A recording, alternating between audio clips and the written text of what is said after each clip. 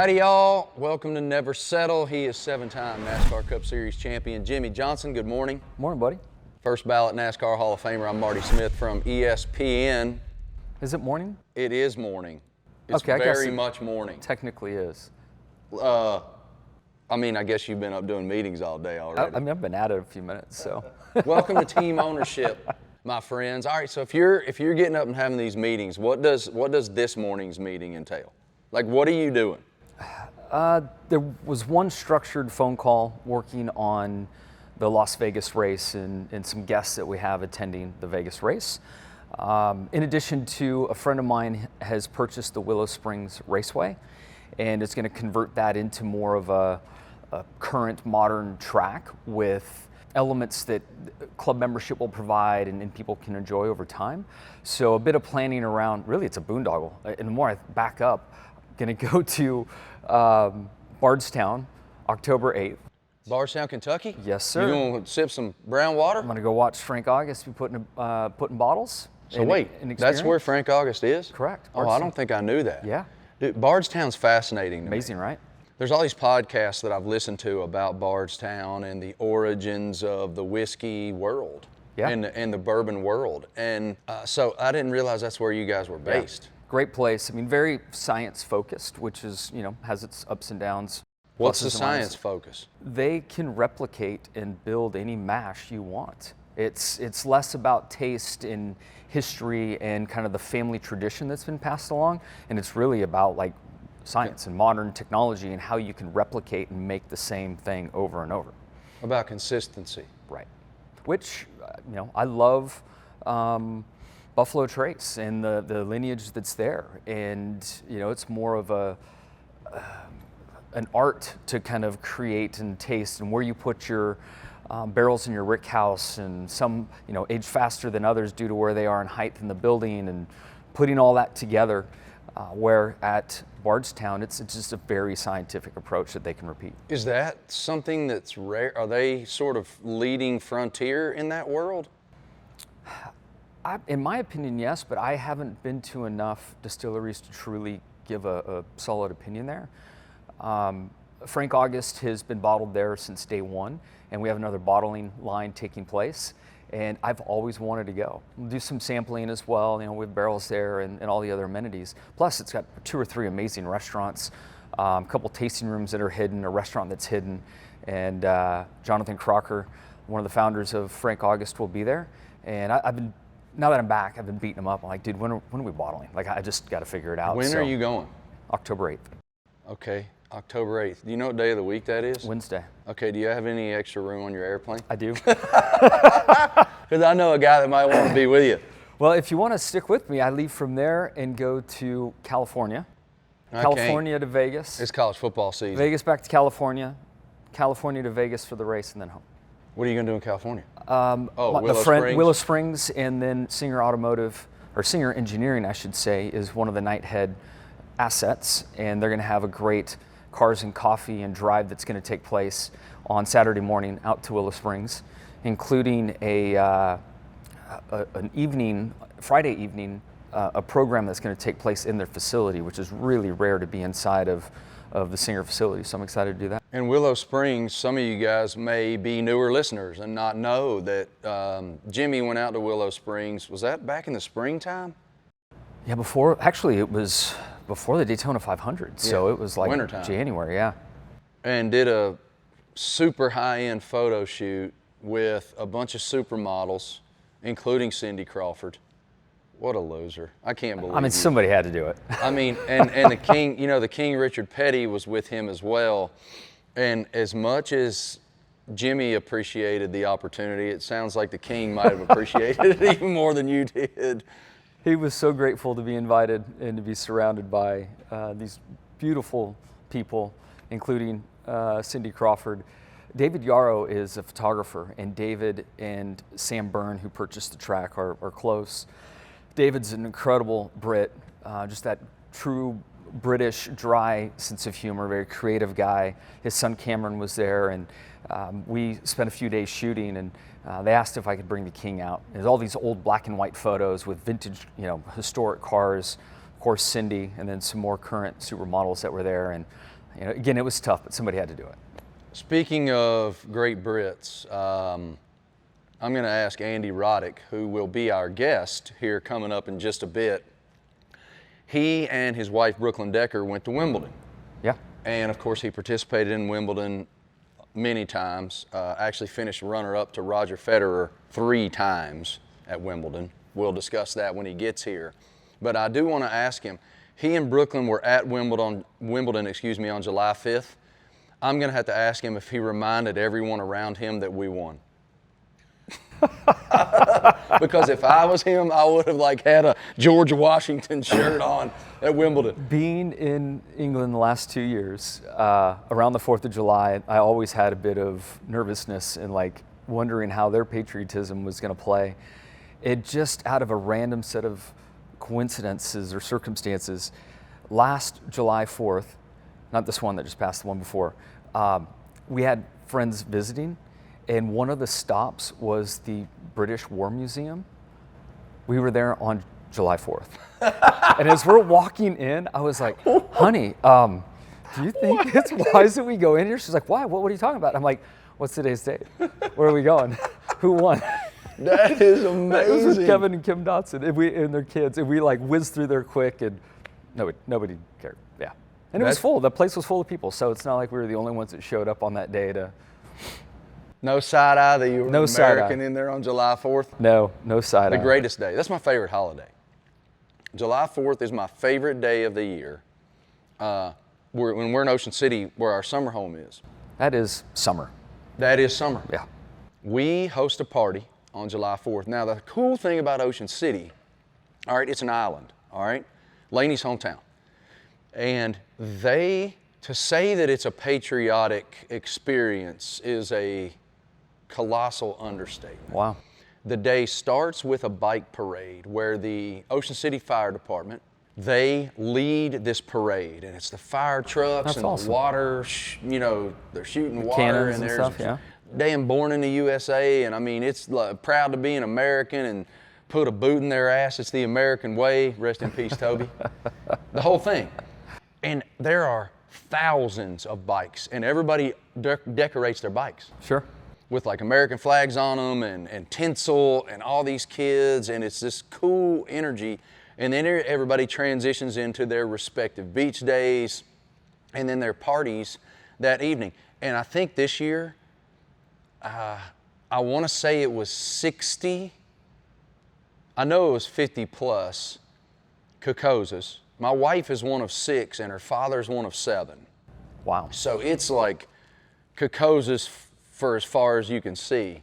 But it's my favorite day. We're on the grill. We got music playing, cornhole, beers are flowing like water. It's just the coolest day. And I feel not just the patriotism part of it. I really am a patriotic person, but just that sense of being around everybody and this rooted, it's a feeling of being rooted.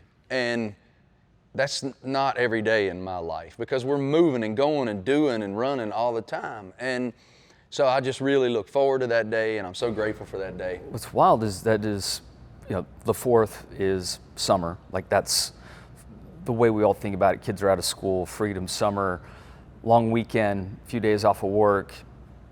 We're going back to school, man. Kids are going to school. Our youngest goes to school tomorrow, which is Wednesday. Yeah. Yeah.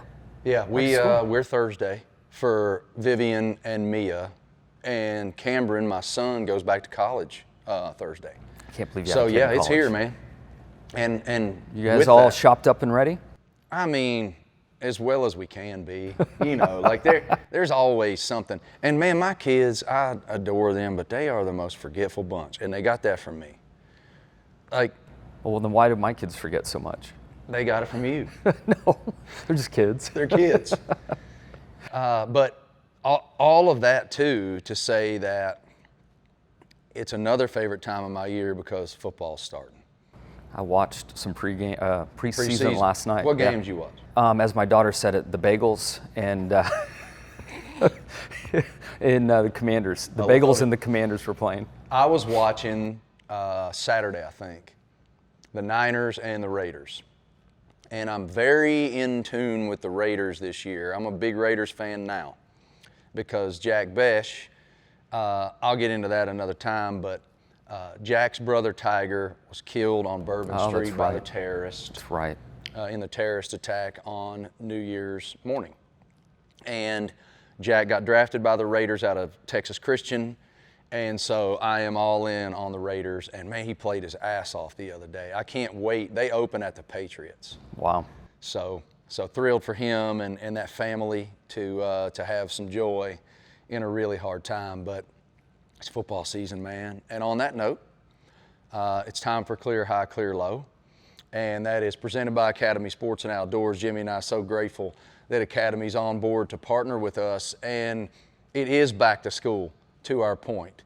Academy has everything that you need for back to school. They have backpacks. They have apparel from every major apparel brand that you could imagine, whether that's Nike, Under Armour, Adidas, you name it. They have it all. And because it's almost football season, that also means it's almost deer season, which in a previous iteration of my life was like Christmas. I can't hunt anymore because I just don't have time. Yeah. You know, it's right in the middle of football season.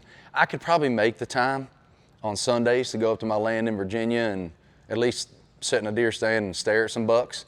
But that's hard to do just with our schedule. But I love deer season, and Academy has everything that you need to make sure you're prepared for deer season. So go over to Academy. They have everything you need for school, everything that you need for deer season.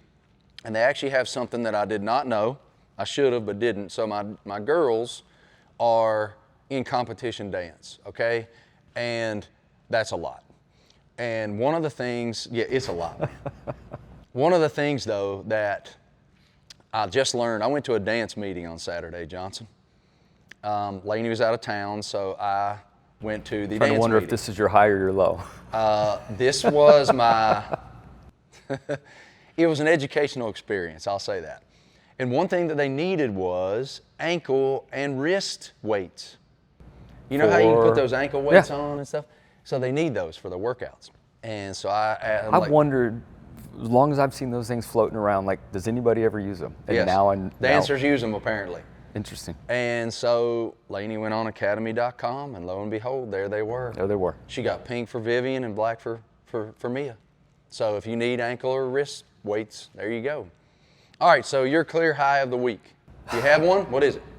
Yeah, it's been a great week. I would say being in Charlotte, family in the house, everybody there, the stomping of the feet when the kids aren't happy with something that Shani or I asked them to do, and they go up the stairs and stomp to the room and slam a door. Like, all those family moments, to be back in our house in Charlotte, all four of us, that was your house, it's just not the same when your family's not there. And I've been back a bunch through the last few years working with the team, but the kids pretty much stayed. Charlie, our pup, he'd been Sir Charles, now we call him. He was gone for 2 years, never saw Charlotte. So to have, how did he reacclimate to he was so happy. I mean, and he gets the zoomies, and he's a Jack Russell Terrier. I mean, his zoomies, he can turn, accelerate. He literally just like fell over, tongue out. He ran so much. He was so excited to be home. So it's been great to have the house full. I can relate to that because we leave Charlotte every summer. And I mean, we pack up our whole life and we move to New Jersey, and we're in New Jersey for a couple months. And so Cameron, Vivi, and I came back first, which was about 2 weeks ago.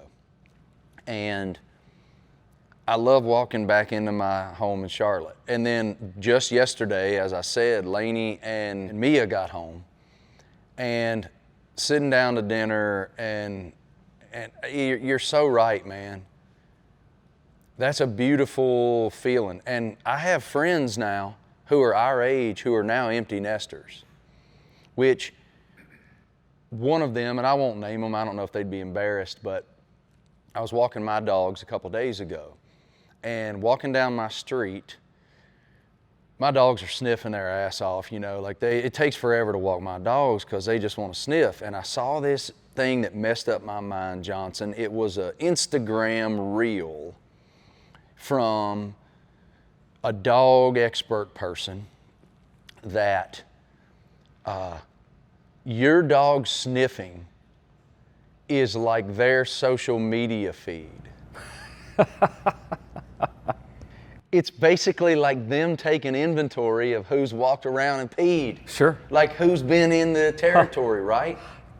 I could see that. And like I guess there's some sense that they have that they can tell what the dog's up to. I don't know, but Charlie sniffs. What really aggravates me is, he won't take a full pee because he's got to save. Right. But then when he's out and the leg goes up and nothing happens, you're like, all right, buddy, like stop sniffing, let's go. The funniest part to me is, dude, it's the same way with all dogs, I guess, but because mine are the same way. But they'll try to pee, and like one little dribble, one little tiny microscopic dribble might come out, and they're so stoked they'll turn and look and make sure it's there. Mark my scent. But Yeah. Anyway, so I'm walking my dogs, and one of my neighbors, whom you know, they're walking down, or they're driving into the neighborhood, and they stop, and this guy rolls down the window, and I'm like, what's up? I hadn't seen him in a while. And they were like, we're empty nesters. We just dropped our daughter off at school. And I was like, oh, how's mama? She couldn't even talk. She was just crying so hard. And you talk about an adjustment. When you've spent 18 years Yeah. with them under your roof all the time, and at least having some sort of finger on the pulse of their daily journey, and then all of a sudden you don't. I mean, we experienced it last year with Cameron to a degree, but we still had Mia and Viv at home, so we still had the kids under the roof. It's a funny juxtaposition, or a funny balance, because in my mind I'm like, whoa, I can go see that concert at Red Rocks right now if I want to. But, oh my God, I'll be gutted. Yeah. We have, our oldest is going off to boarding school, and it's something that Evie has championed and has pushed for, and literally came to us in the 6th grade and wrote a paper at school. The subject was around how she felt she would be a great candidate for boarding school, but it'd be a tough conversation to have with her parents. And the subject at school was, what would be a hard conversation to have with your parents? So she wrote this paper. And teacher called us and said, you're not going to believe this letter that I just graded. Be ready, it's coming home. Like, I imagine she's going to read it to you. That's part of the, part of this exercise. And your heart must have been. She didn't tell us what it was. We're like, okay, cool. So we just thought it would be lighthearted and funny, and who knows what kids are going to say. She was in maybe, 5th, 6th grade, whatever it was. And she sits us on the couch and reads this. And Evie's reading this to us. With a serious tone and like confidence in delivering it. We're like, wow, all right, honey, we'll explore, let's learn. A lot of our friends, their children have chosen to go to boarding schools as well. The way you and I grew up, I think boarding school was a punishment. Yeah, it was like, Dale Jr. always talks about going off to military school. Right. Yeah, that didn't even exist really where I'm from. Same, man. And she's into it, open to it. We did unofficial tours and then official tours. What was her why? She still has maybe a difficult time explaining it, but you can just see the passion that she has for it and how she wants to do it. But it's around independence.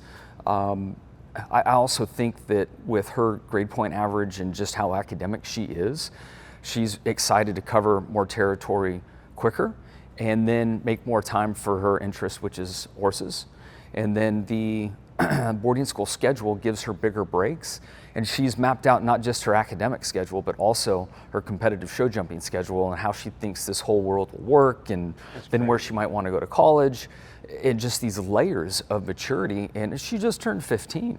I mean, it's bizarre, but right now we're dealing with a form of that empty nester element you're speaking about. We didn't expect 15 for her to be gone. So we'll see. I keep joking that mom's going to have all these tears, but dad's going to have plenty of tears as well. Yeah, for sure. Yeah, we're softies, man. Yeah. I mean, wow, good for her. Yeah. What an awesome, ambitious approach. That is really rare. And then we're To have that kind of focus and that kind of laser focus on understanding to funnel it all down to go, I need to do this in order to maximize me. Yeah. And at first we were telling her it's just a year because we weren't sure she was going to do it. And our time in London, we saw how much she grew because she was uncomfortable in different elements. And we assumed coming back, she would want to get plugged back into this world that she grew up in. And she's still, stayed the course. Well, what we're really interested to also see is the effect it has on Lydia and our time with her just being an only child in the house. So it's going to be really interesting for us. My clear high quickly is really fundamental. I have a couple of buddies who are going through some interesting stuff, health-wise. I mean, we're 50 now almost.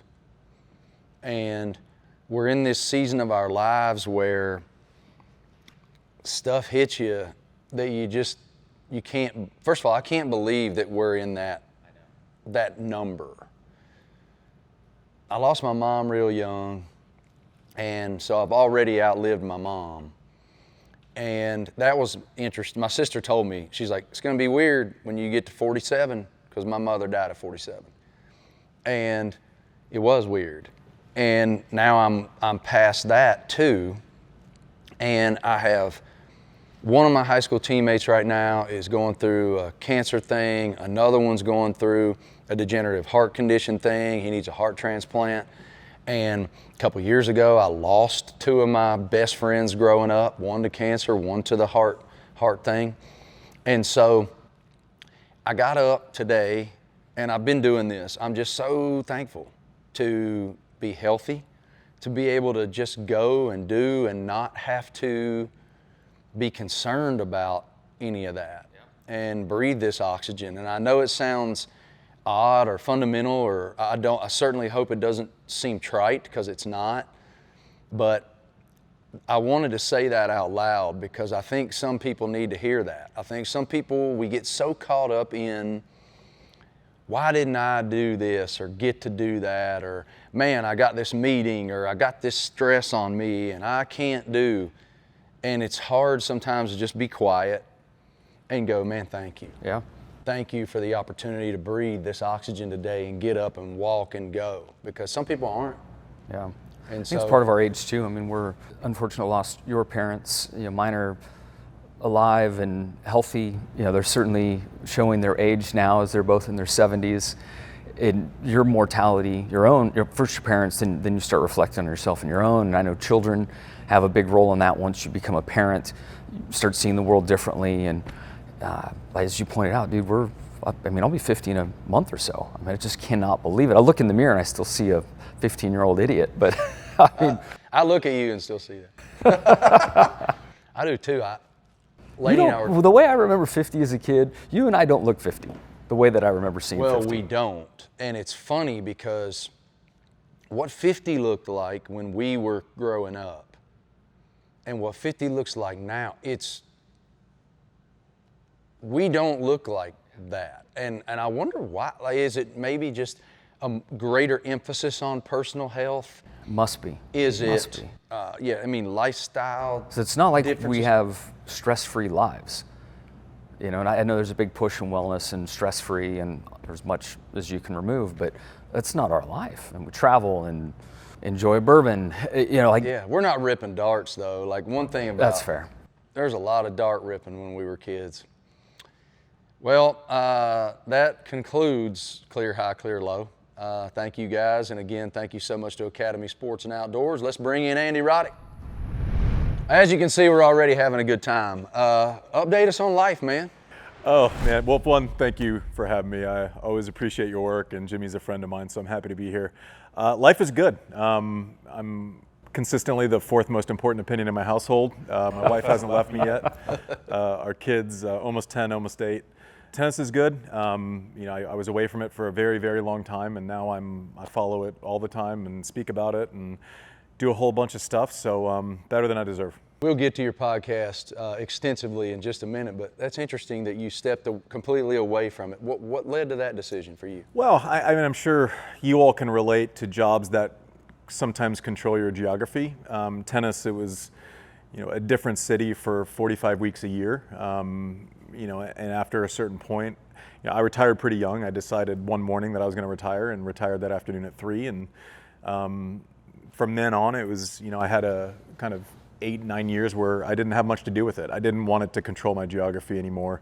If we're being honest, and I'll say this sensitively, had COVID not happened and established precedent where you could do coverage from your house or a makeshift studio, I don't know that I would still be. I still might be far away from it. But I love being back. It's like being reintroduced to your first love all over again. And I play more, and it's tennis is bigger than the players that play it. And I'm just happy to kind of be in its orbit again.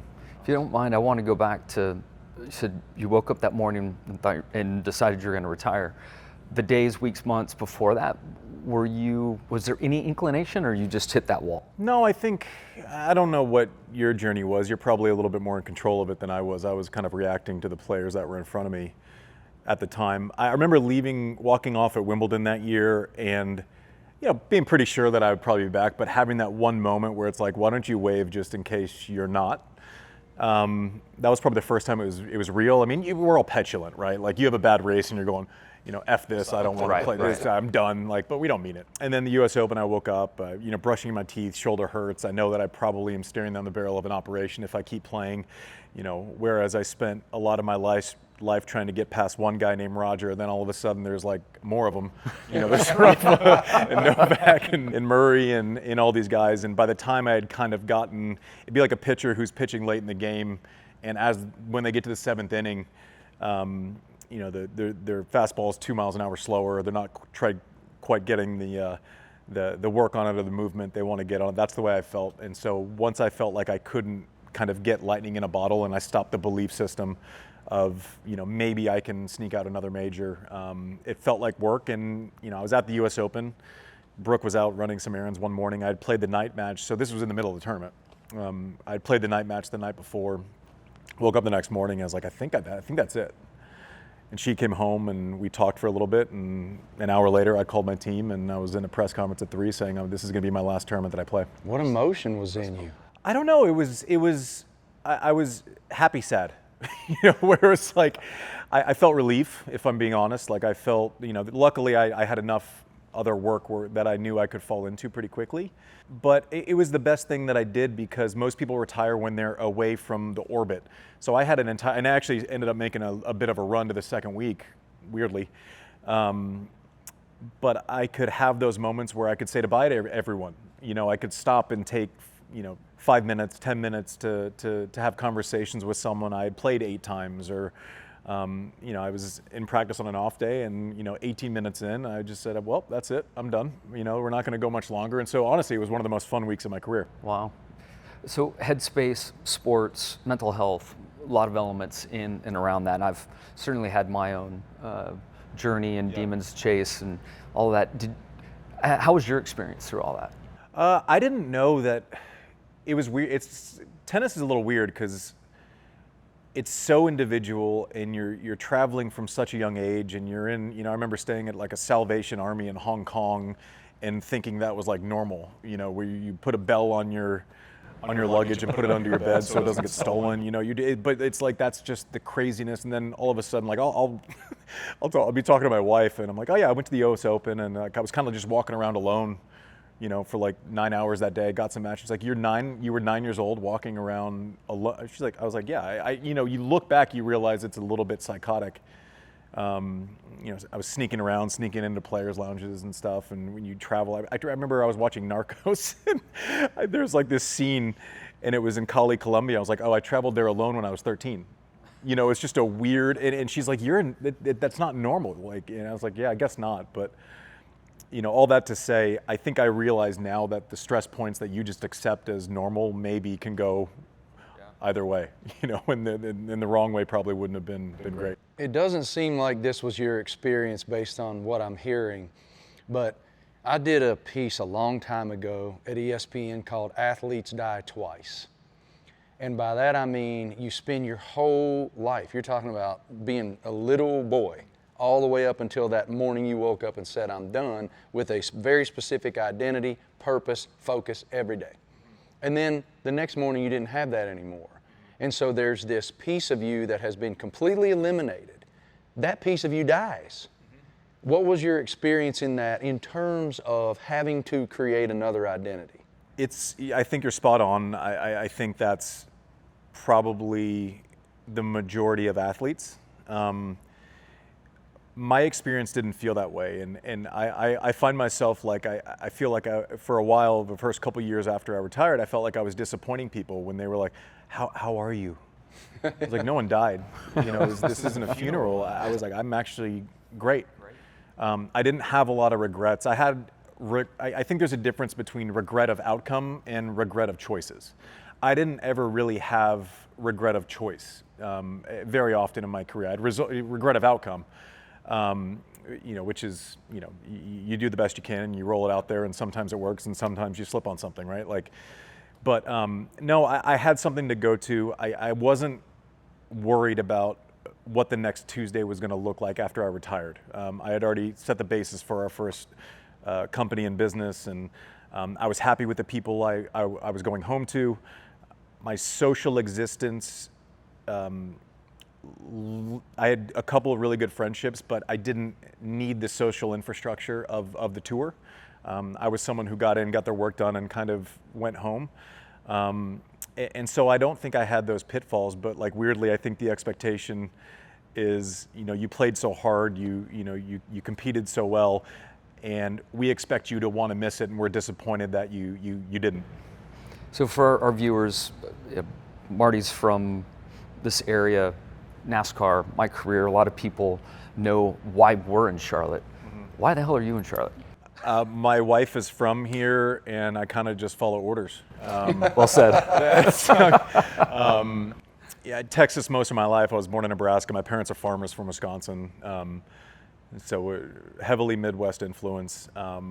But our, kids are born, and I think the moment where it became a possibility for us to be in Charlotte was Brooke's parents are like a 12 out of 10. They live next door to us.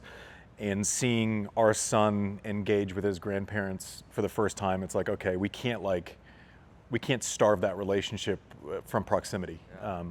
And so I think that was kind of it. A lot of my life, and I'd grown up and spent 25 plus years in Austin, and Charlotte was going to be home just based on that relationship, and I think that's why we're here.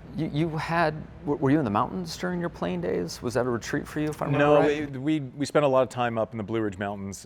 That was kind of a conscious decision post-career that I thought we would be there for a year or two before I retired, and we ended up being there right as I retired. What, did you suffer anything from Helene? No, luckily. I mean, I say this we live in a city that could have probably afforded the damage from Helene, and I almost wish it would have affected us. Asheville is like a bowl, and we'd done some benefits for it, and it was devastating. But I say with guilt that we weren't affected at all. Yeah, it was.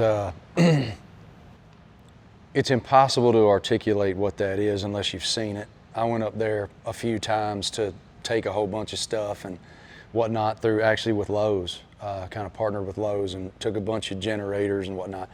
And I went to Swannanoa, and that place is wiped off the map, and Chimney Rock is wiped off the map. And you're talking about these beautiful, quaint, authentic little places, and folks don't have help. Still, they're battling. And it's one of the things that you see the devastation. My Brooks grandparents live off of a dirt road, and it was just washed away, and they're older. It's always amazing to me when something horrible happens. Obviously appreciate the devastation, but also take a beat and pay the respects to the people that run towards the fire, right? How many people actually, you can't get to, everything's on a slant. You can't land a helicopter anywhere. There's tree coverage in the entire area. You can't see the ground in 97% of that area, which is why the recovery was so tough. And people didn't stop to think about it. They just rushed in, and it was inspiring. Well, you can still help. everybody, if that's on your heart. You mentioned Brooke a couple of times, and for viewers that might not know, I mean, you married somebody that's quite ambitious and successful herself. Would you just give a nickel to her on not only who Brooklyn is, but just how the hell did you guys meet? It seems like your worlds, it'd be tough for them to cross paths. Yeah, well, not when you stalk someone. But apparently it's only stalking if they don't like it or aren't curious about it. My wife was a successful model, became an actress, and now has her own design business.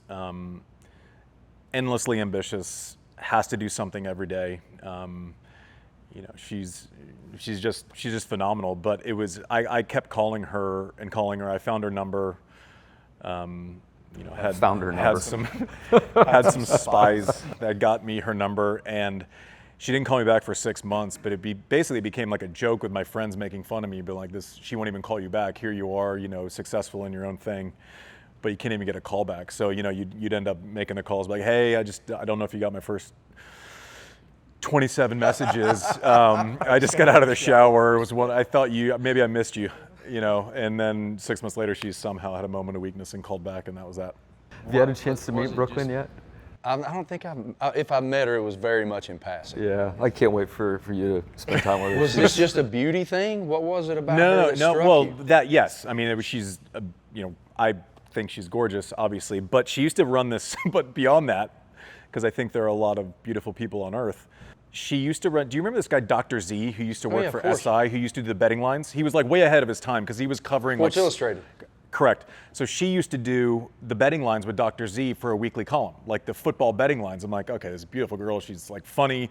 She's like working with this old curmudgeon. Their like trade-off of chemistry was pretty funny. And I used to watch that weekly, and I was like, I don't know, let's shoot a shot. I give you credit, man. That's ballsy. It wasn't that ballsy. There was no downside. Either I'm in the same position because she says no, or you don't. Yeah, I don't know. I'm not scared to miss. You guys seem pretty fiercely private about your lives. What is it that prompts that?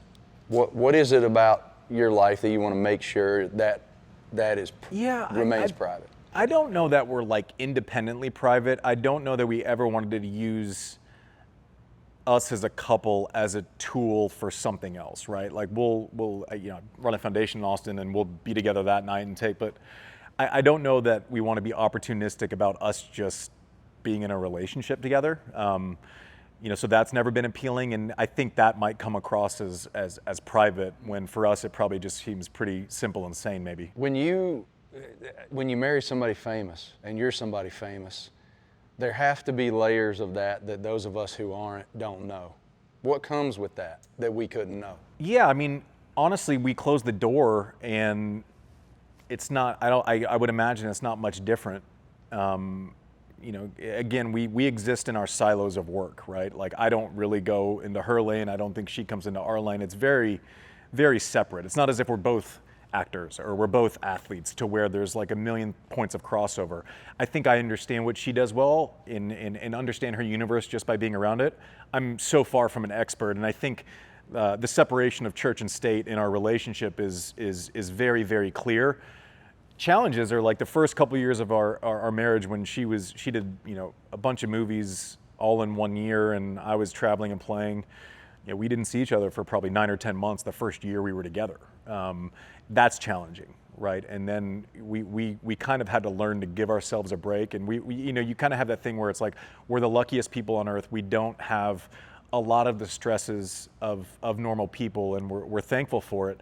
And also, in order for something to flow easily, there has to be consistent proximity, right? You have to be in each other's flow. It's not as if you can't see each other for 6 weeks, be together for 2 days, and then be like, wonder why it's awkward or weird or you're not in complete flow or finishing each other's sentences. So that was hard, but I think my career gets taken out of the equation 3 years after our marriage, and I don't know that there's much that has to do with logistics or fame from that point on.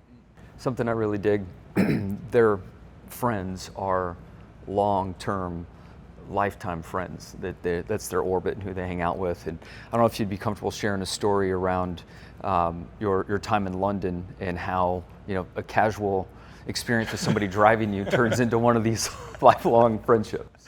Yeah, a guy by the name of Stephen Little, who's a dear friend of ours, but he's a London cabbie, and I was over there first summer. I kind of qualified for all of the Grand Slams, so I was 18 or 19, something like that. I don't know. Play the French Open, go over, but I don't know what I'm doing. I'm over in Europe, like the plugs don't work. I'm pissed. I don't know what the hell to do. Like I don't know what I'm doing. Trying to play some tennis and win some tennis matches, and making a little money. But yeah, Stephen, Chelsea Village Hotel in London. He picked me up in a cab, and we just kind of, he used to like betting on the horses. Right, and that's what he kind of did. I was like, "What are you looking at?" He's like, "Oh, the horses." He's like, "Can you wait here in a little bit? Can you pick me up tomorrow?" Familiar face you become attracted to when you're 18 or 19 years old. Anyway, so we became friends, and then the next year I was like, "Hey, listen, you kind of drove me around last summer. You just want to like take the month off and act and like help us, right?" So you go to Wimbledon and you're in Wimbledon Village. It's not like staying at a hotel. You still need to figure out food, and you're renting a house, and so all these little knick-knack things that you don't want to worry about. Anyway, so he joined us then, and then, for the rest of my career, 12 years later, he was at our wedding, which we had 70 people at. His son, Paul, has been our assistant and kind of helps our lives go around. He moved over here to the States 13 years ago, and if he answers the questions right on the test that he has coming up, might be a citizen at some point. But it's just happenstance. He was a London cabbie who picked me up. Showed me where to go, what to do in London, and showed a lot of. He was very gracious towards me before he had any reason to be. So I noticed that on July 5th, you and Brooklyn attended Wimbledon. Yes. I also read that you did so in the Royal Box. Mm-hmm. What the hell is that? I mean, I'm inferring what that is, but what is that experience? I didn't really know. I think I was with you 2 days earlier over there. Wimbledon does an amazing job of being an extremely progressive event, meaning they have the all white with traditions, but yet they build out new infrastructure, right? Their indoor facility is phenomenal. They don't rest on their laurels. It's just like they do an amazing job of making you feel like it's really old school, and they keep the best parts of it and the traditions, and you feel like you're in a time warp, but then they don't sit around and rest on that, right? They keep building, they keep changing, they keep adjusting. And they just kind of walk that line perfectly. The Royal Box is basically your guest of the tournament that get invited in. Kate Middleton is one of the lead ambassadors for Wimbledon and really loves the tennis, and so it used to be just for royals, and now it's for people that they invite. And so it is an honor saying, you're the guest of ours today. You get the best seats in the house, and they'll have a sports day, they'll have an entrepreneur day, they'll have a royals day, they'll have different things. And so I had never, I played 3 finals there and, spent my life, but I had never sat there. And so they invited us this year, which was. You meet Kate? Which is really nice. She wasn't there the day that I was there. I think I met her before, but we were the same year. You're supposed to have to win to become a member, and they invited me to become one anyways. But it was the same year that she was a member for the first time, which is cool. But it's basically just a really nice gesture where they say, hey, you know what? Come in. We're gonna have a nice lunch beforehand. You're gonna sit and enjoy the tennis. And you're normally around a bunch of people that are generally a lot cooler and more successful than you are. Did you remind them on the way in that we won? I don't. You didn't go there. I don't think that would be beneficial. Yeah. Tell him what you told me earlier. The July before, we had friends visiting us in London, and Shani has all these stops set up for us, and we go to the British War Museum. And as we're walking in, I realize it's July the 4th, and we're walking into the War Museum. I was like, honey, this isn't a good idea. And she couldn't figure it out at first. And I was like, check the date. Yeah, I've done the bad thing and lost Wimbledon finals as an American on July 4th before, so it's not the one. Ouch. So let's jump into that. I want to read you this quote that I found to be pretty fascinating. Your quote. I would have been happier have no regrets. This is in you said this last year at some point to People magazine. I'm not greedy like the rest of these guys, like Rafa, Nadal, and Roger Federer, and Novak Djokovic. I only wanted one more. If I could have won 2 more points at Wimbledon, I think I would think backwards a lot less. That's the part that gets me. What does that mean? I would think backwards a lot less. So I don't know if I would have won Wimbledon, it wouldn't have changed my day-to-day. It's just I have such a reverence for the venue, for the tournament. I'm in love with all parts of it. It's the purest place for tennis. And the only time it really, really, really hurts me that I didn't win is when you walk in and you're not on the board there, or you want to be part of that fraternity or that group of champions. So point being, I had 4 goals.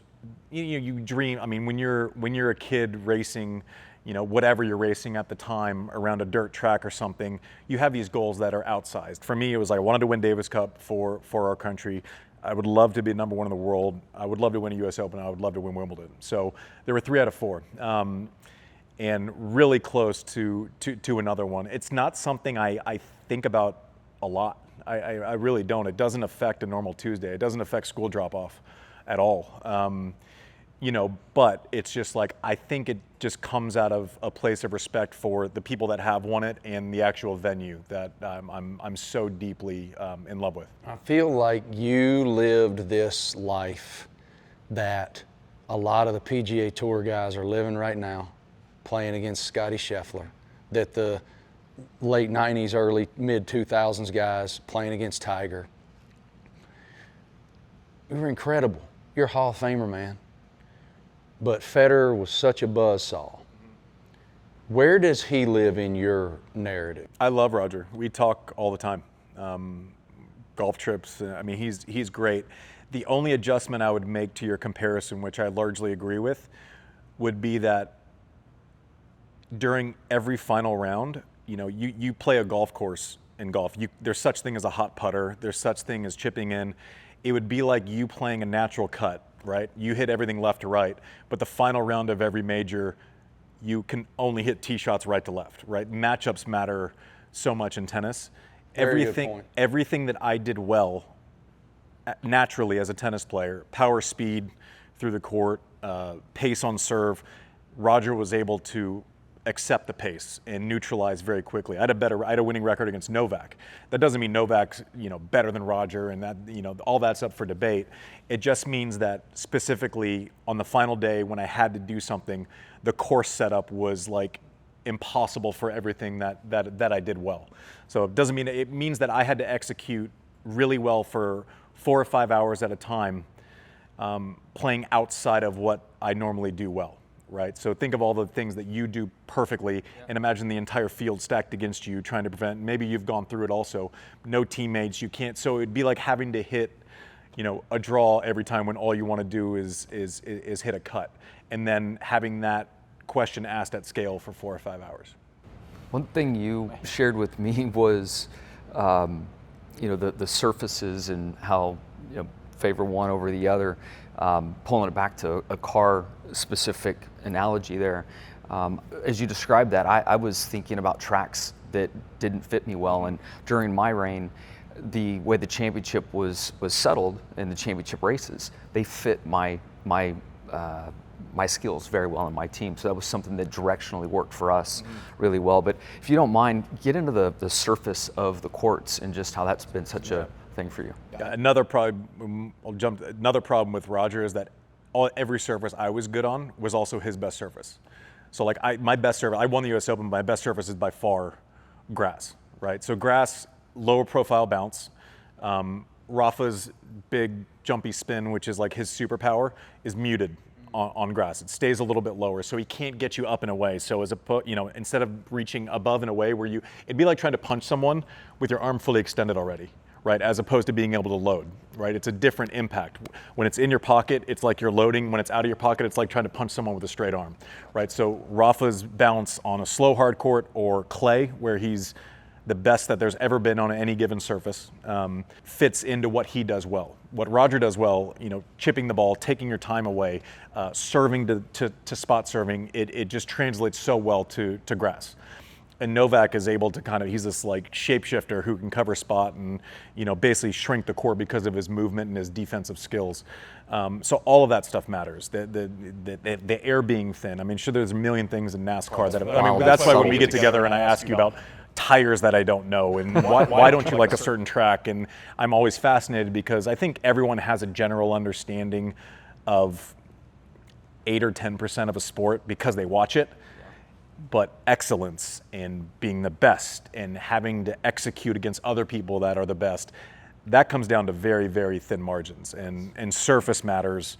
If it's 55 degrees versus 85 degrees, the ball bounce is muted when it's cold, right? When it's hot, it jumps a little bit more. All of those things matter all the time. And so you're constantly guessing. What you string your racket tension, if it's 95 degrees out, your racket's going to be looser, which means it acts more like a slingshot, right? So you'll go into a match and you'll have 12 rackets strong, 6 different tensions, and it's like a guessing game based on feel the first couple of times. So there's, it's not just someone changing a tire. I'm always so intrigued by the details you share with me. Yeah, and so we go to we'll have dinner and we'll go down the rabbit hole of just like nerddom of trying to get to understanding of, what those margins are between what people perceive as success or failure. And sometimes it's just like, you can tell any story and make anything true if you make the scale small enough.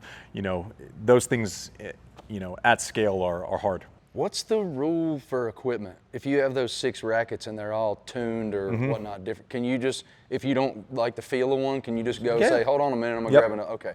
Yep, yeah, it's all on you. I mean, so but it's specific. It's based on wind, and you're looking at weather reports the day before.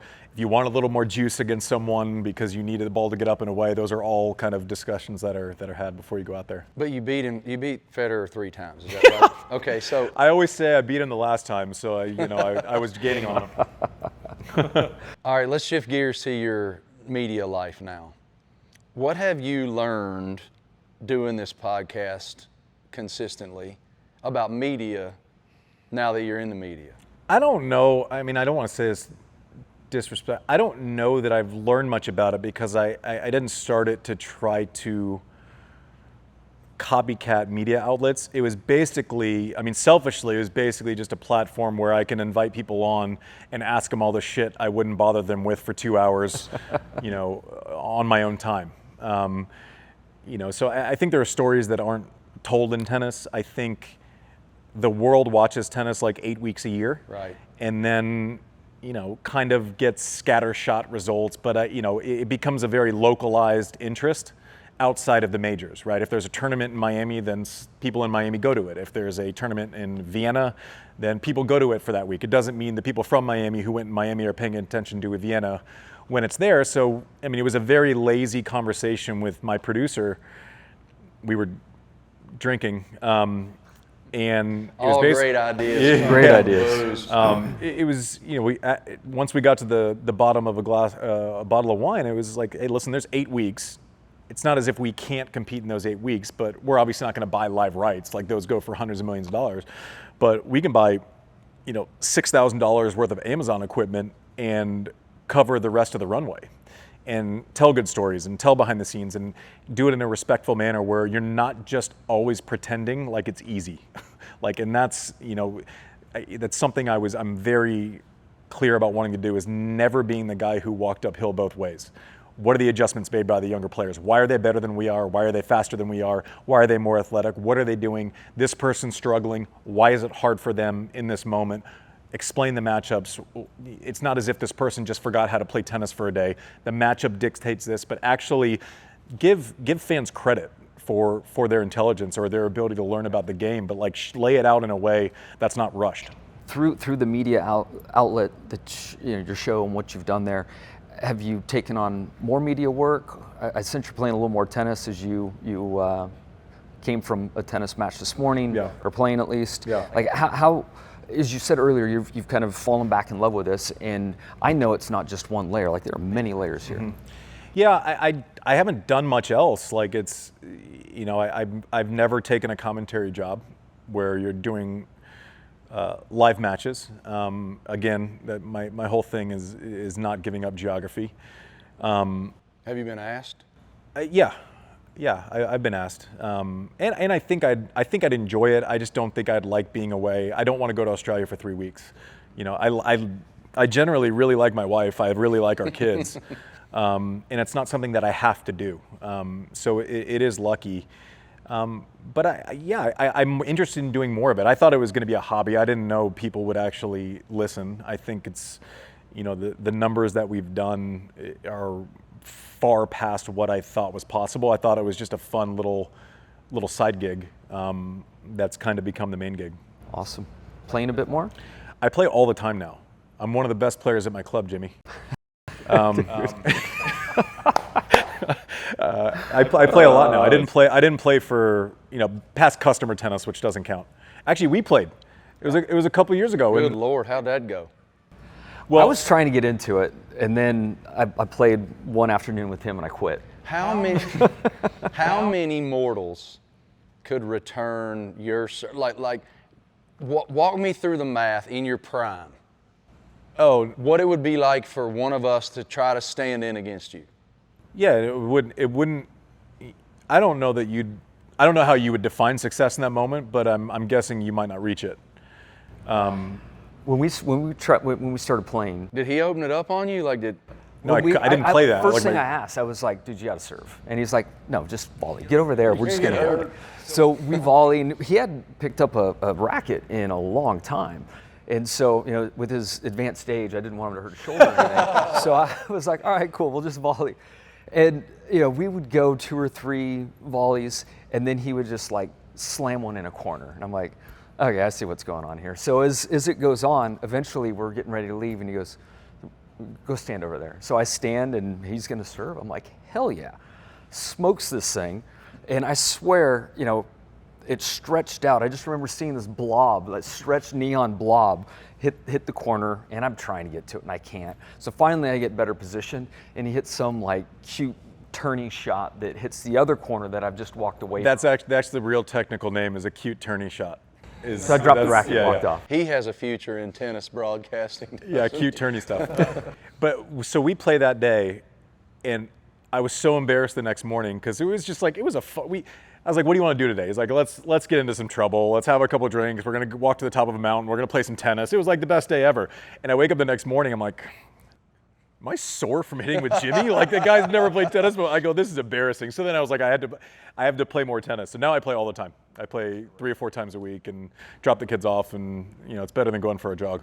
I feel like you're doing some charitable work with playing as well, right? Or training kids, academy? Yeah, I mean, I kind of have an open door policy. If I don't want to travel, but if anyone ever wants to come in, Coco's come in for a couple of days. If anyone wants to come in, just wants like a different set of eyeballs.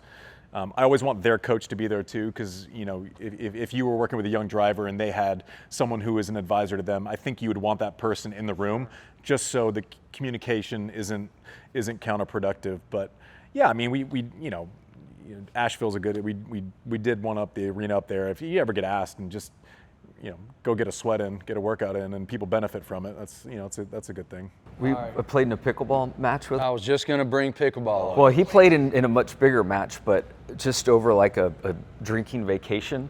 We ended up on the same team. It was awesome because he would never let me get to the ball. You didn't have to do a damn thing. He'd just stand there. Why are tennis people so butthurt? I play pickleball a lot. I love pickleball. Yeah. Why are tennis people so butthurt about it? No, I don't think we're butthurt. You can't expect us to take it seriously. Right. It's not. It's nothing. Like, I think the benefits of pickleball are fantastic. Anyone can play. It's a great workout. You don't have to be as dynamic as you are in tennis. Don't tell me to watch it on TV. That's it.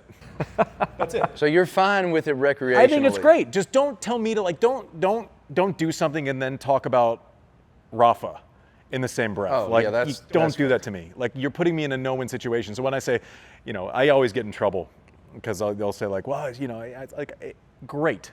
Fastest growing sport. I'm like, yeah, it's existed for 4 years. If 7 people play it and then 30 people play it, it's the fastest growing sport on earth. Like, so I kind of just, it's not that I dislike it. It's fun. I'll play it socially. I played it 2 weeks ago.